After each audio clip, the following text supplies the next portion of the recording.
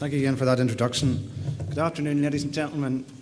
This morning we've heard a lot about production and factors that we need to focus on.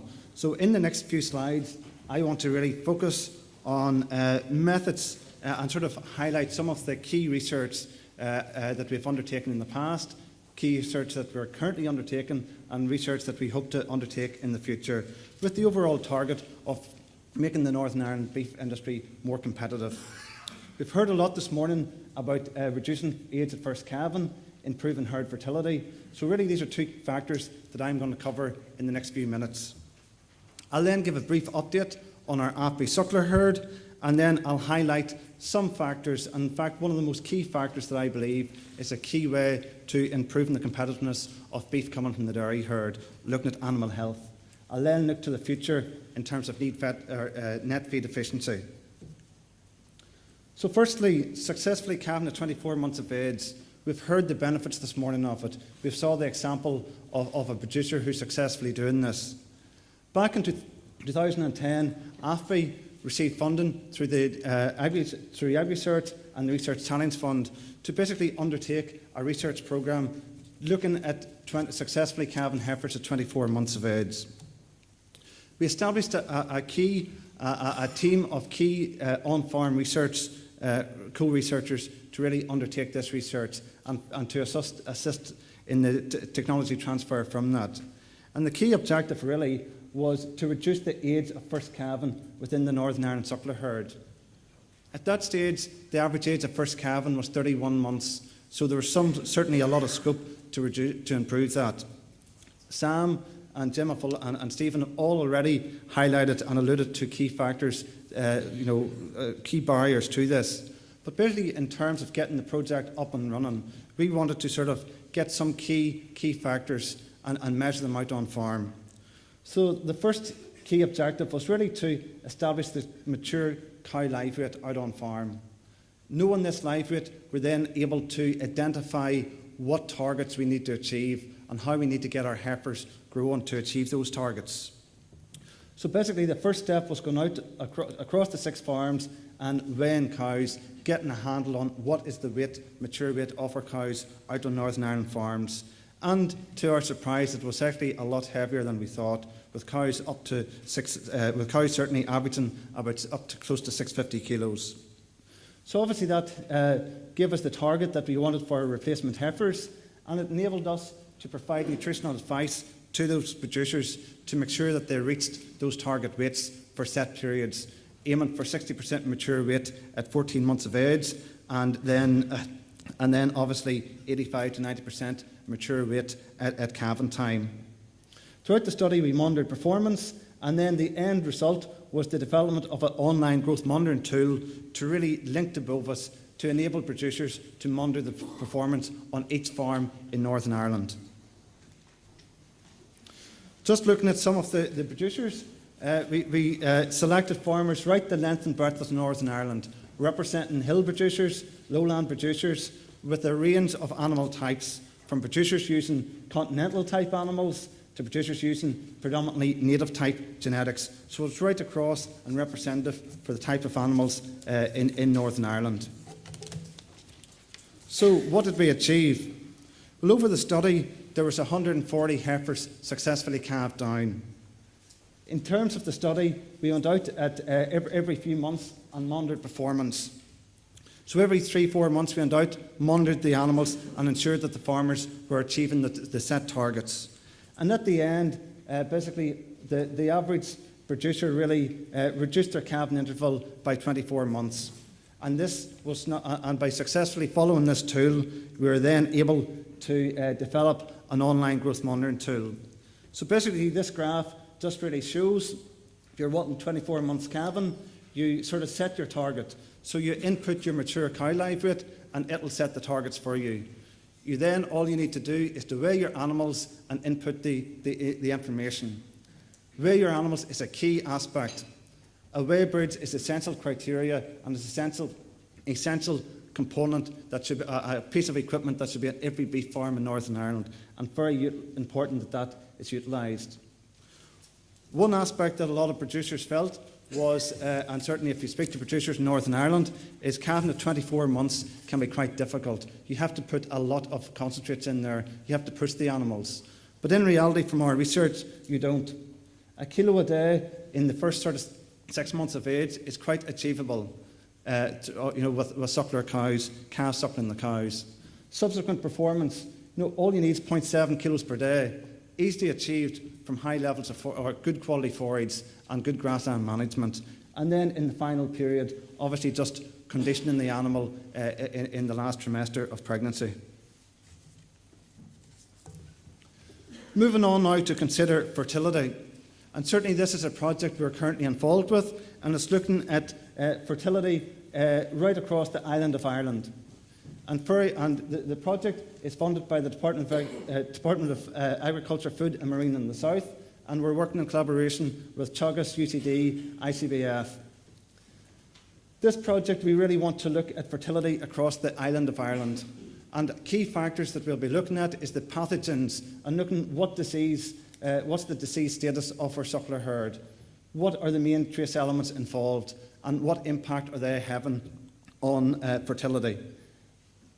Both sides, both in the north and the south, we have a high level of infertility. Our average cows are around about calving every 400 days, so there's huge scope there to improve that.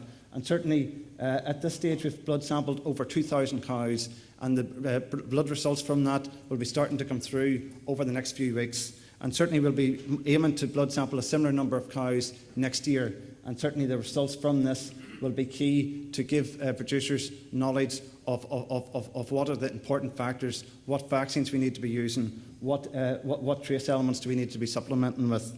So a very key part of research that we're involved with. Another key aspect of that project and other projects that we're involved with is looking at synchronisation and AI. We've already heard the herd size in Northern Ireland is small, with only 18 cows per herd. So really, and Sam has already alluded to it, really if we want to select for specific traits, should it be calving for first calved heifers? Should it be growth rate for our male progeny? Or should it be maternal characteristics for heifers? Really to select for all these three things in a small herd size, it's really difficult using stock bulls. So obviously AI gives a huge potential to do that. We've already heard a lot of our farmers are part-time. So being part-time, labour is a scarce resource. However, synchronisation may play a role there. I want to just quickly mention one study that we've been involved with, an industry-led study funded through AgriSearch, Swedis, Genus and AI Services, where we looked at 150 heifers out across a range of farms in Northern Ireland, looking at two programmes. One programme, a typical programme including heat detection, and one programme looking fixed time AI. This, I say, was using using maiden heifers, and it was back in 2012. Most people will remember 2012 was the extremely bad wet year, and obviously nutrition and grazing conditions were very, very difficult. But even in that study, we found conception rates averaged in around 60%, or just short of 60%, with no difference within the two programmes. The key feature of that programme was that to have it successful, it's important to do what Sam talked earlier. It's important to consult with your vet, consult with your AI technician, and follow protocols in a timely manner. This consultation with the vets to use the correct medication or the correct drugs at the correct time, using the correct needle size, was key to success. But in addition to that, it was also key that all the heifers were well on target using the AFBI online growth monitoring tool at the start of the study. In terms of the overall study, and looking at,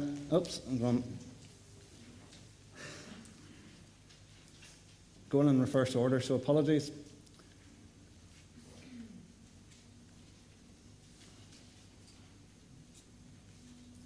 Just looking to the future now, obviously in the future we will be looking at more synchronisation programmes, but one key aspect at the moment there's a lot of new ideas out there, a lot of new technologies, the talk of precision technology, and certainly on a lot of dairy farms we're now seeing heat detectors coming in there. That might be something some beef producers may consider in the future. In terms of labour being difficult on a lot of farms, and certainly calving and the importance of assistance around calving time is important to calf survival. So some aspects such as having a calving camera, or even some more novel ideas such as calving detectors, could be a method that could be employed on some farms to really reduce mortality around calving time and lead to both improved fertility, reduced labour, and certainly reduced mortality. So there's some novel ideas potentially for the future. On the other hand, should we be forgetting about those and more focusing on our genetics? And have we got our genetics right? Should we be looking at systems to really reduce our intervention, or should we be looking at low input systems which actually look for sort of genetics that don't require assistance around calving time? And certainly that's part of a key programme of our research at Hillsborough, where we are currently working with a 100-cow suckler herd comprising 50 stabiliser composites and around 50 Limb Holstein cows. In terms of a brief update on this study, and this is over the last 2 years, the stabiliser herd has finally built up to the 50 cows, but this result is based on just under 50 cows in the last 2 years. Our average calving interval is quite similar for the two genotypes, the stabiliser and the Limb Friesian. Our calving difficulty, and what's really the assistance, any assistance at all, is in around 15 to 20%, similar in both genotypes, and our calves wean per 100 cows mated is in around averaging 90%. And really there's no significant effect on DAN genotype on these fertility traits or calving traits at this stage. However, longevity, we are still working on longevity. We have still a young herd, so we need to do more work on that. Just thinking of the progeny performance, and really what we're seeing to date is the Limb Holstein cows, higher milk yield, and are weaning heavier calves. However, what is interesting is that post-weaning, and certainly if we take the calf progeny right through to slaughter, the lifetime progeny difference is reduced. So basically, lifetime performance of the progeny is very similar for the stabiliser and the Limb Holstein cows.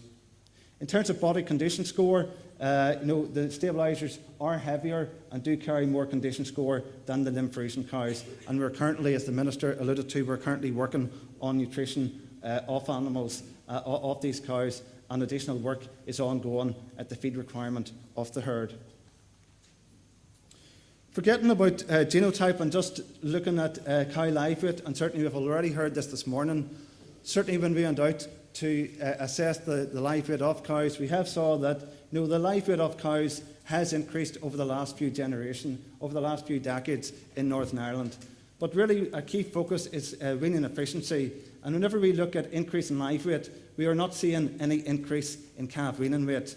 So I think a breeding strategy, we really do need to focus on looking at the live weight of our cows, because they do not wean heavier calves, but they do cost more to maintain. I want to briefly mention dairy origin beef.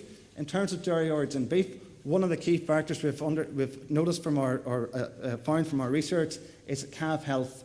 Calf health is key. If you get healthy calves at the start, the lifetime performance will be much better.